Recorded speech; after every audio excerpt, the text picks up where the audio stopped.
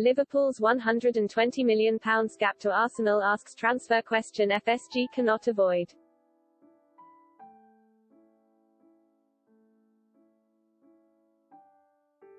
Ibrahima Konate was the only player Liverpool signed this summer, and the club made a net profit thanks to sales they made.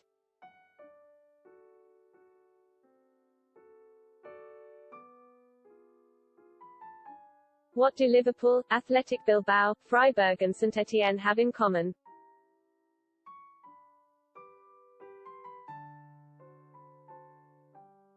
Aside from a legendary European Cup quarter-final between the first and last of those teams, nothing obvious springs to mind.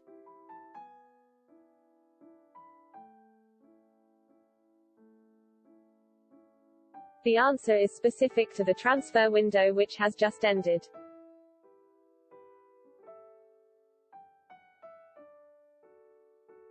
These are the 4 clubs from Europe's Big 5 leagues who only made a single signing this summer.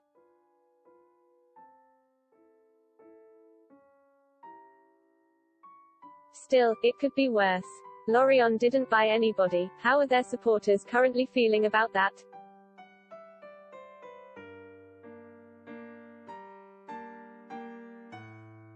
Nonetheless, it's fair to say many co-peeps are disappointed that their club did not sign more players this summer, particularly as 5 men left for a fee.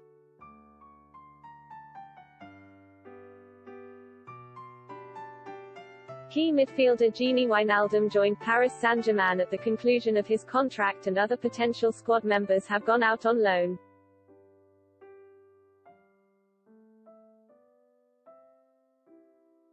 The net result of this activity is that the Reds have made profit of around £5.5 million in the transfer window.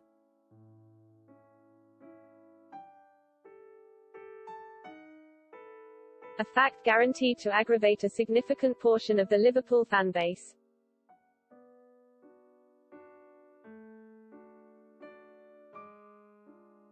But how does their net spend compare to the rest of the Premier League? Let's take a look.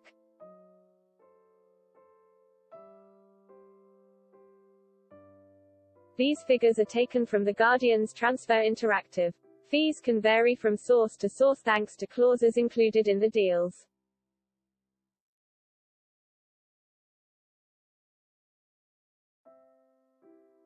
Exchange rates on foreign signings and who knows what else. You may see figures which differ slightly elsewhere.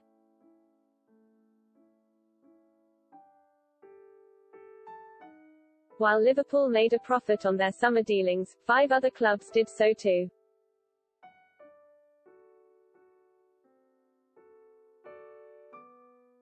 What's more, one of them was a Premier League title rival in the shape of Chelsea.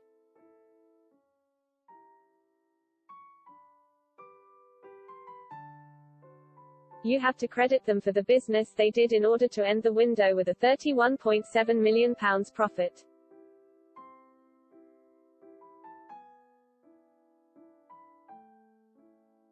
They invested almost £100 million in Romelu Lukaku but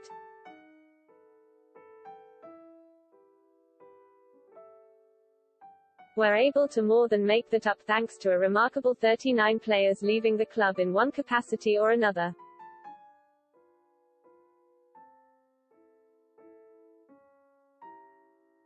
And Mark Guehi, £18 million, brought in £107 million, and the Blue squad still looks very strong without them.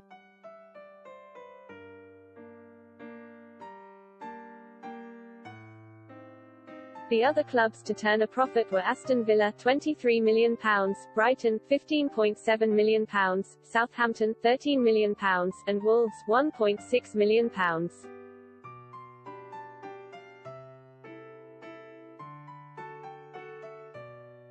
The former can be particularly pleased with their summer as they used their Jack Grealish windfall to purchase Leon Bailey.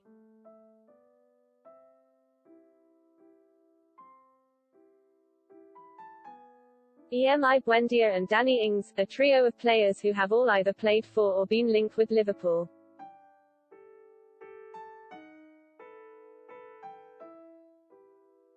At the opposite end of the scale, Arsenal had the biggest net outlay in the Premier League.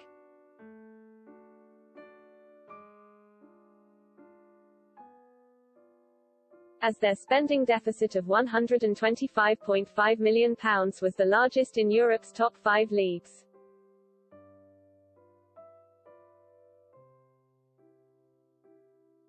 It's reasonable to assume it was the largest in the world this summer.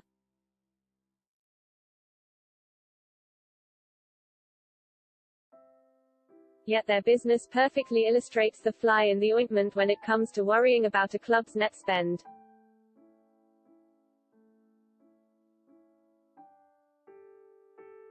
Would any of the 6 players they have signed significantly improve Liverpool's squad as it stands?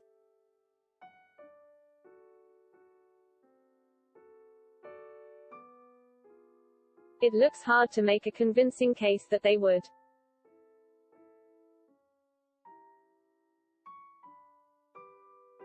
The 2 Manchester clubs were next in the table of net spend, with United on £107 million and City on £69.1 million respectively.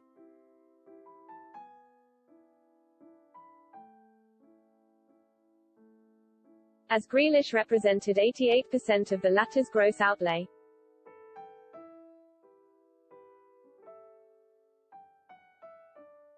Pep Guardiola's claim that the signing was largely covered by their sales clearly falls apart.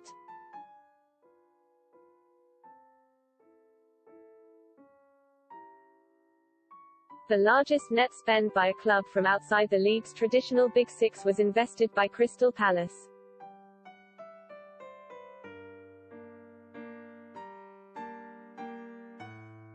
After their squad stagnated under Roy Hodgson, the Eagles spent £60.9 million on fresh blood and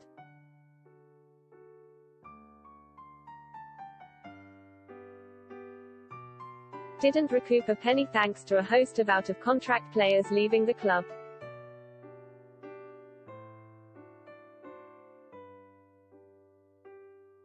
It was a similar story of sorts at Leeds, the 5th-placed club in terms of net spend this summer.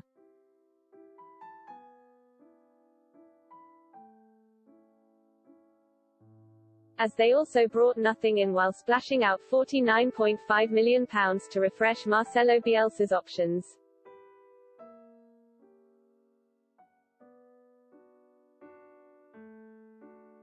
They were a shade ahead of West Ham, £48.5 million net spend, and Leicester, £45.6 million.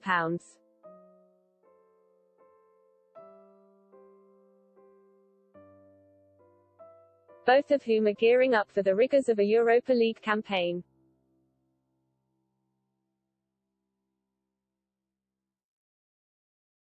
Whether Liverpool now have the squad required for their own challenges at home and Europe this season remains to be seen.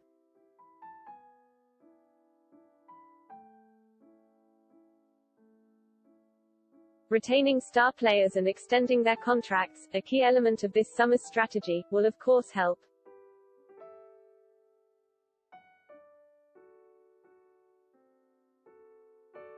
But the transfer profit the Reds have made during this window will ensure questions will be asked of FSGs.